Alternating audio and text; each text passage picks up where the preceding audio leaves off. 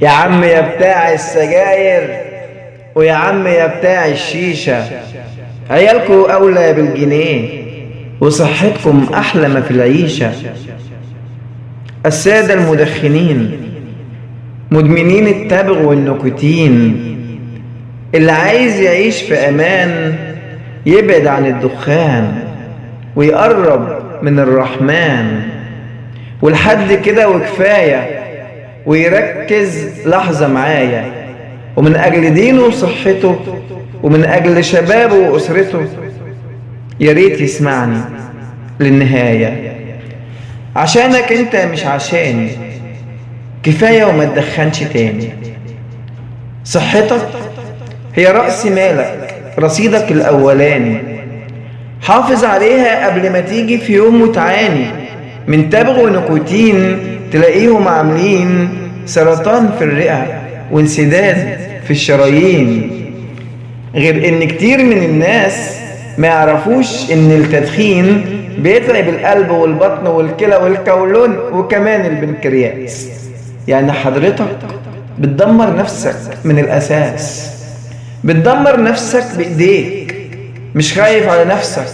تقدر تقول لي طب مين هيخاف عليك ولا يفكر يوم يراعيك بعد ما صرفت فلوسك على الدخان والمرض في جسمك أشكال والوان؟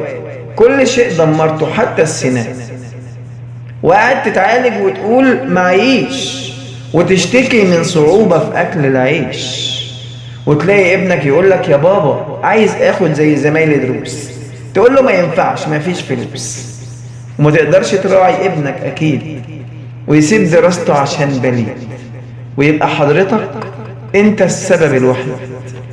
صرفت فلوسك على السجاير والشيشة وعيالك قاعدة وشايلة هم العيشة.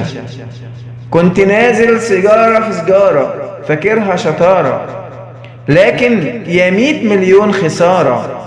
بنشتكي من تلوث البيئة واحنا اصلا في الحقيقة بنشتري بايدينا السموم، وبنوهم نفسنا اننا بنحرقها وقت اللزوم، وقت ما اكون متضايق او مهموم، وشوية شوية بنشربها على ريق النوم.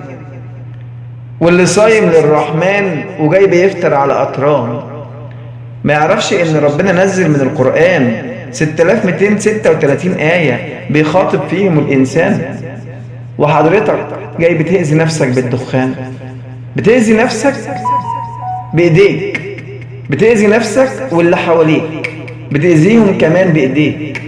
طب ايه ذنب أطفال بريئة بتتأذى كل دقيقة؟ يا ريت تواجه نفسك بالحقيقة، ولو في ايدك سيجارة ترميها، ومن أجل عيالك تبطل تشتريها، وتعاهد نفسك ما تفكرش تاني فيها.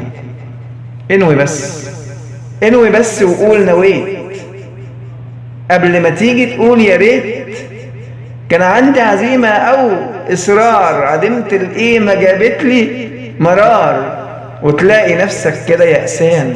وكل ده من الدخان، والتدخين أصلا حرام، وفي حق عيالك بيكون إجرام، وفي حق نفسك يبقى انتقام.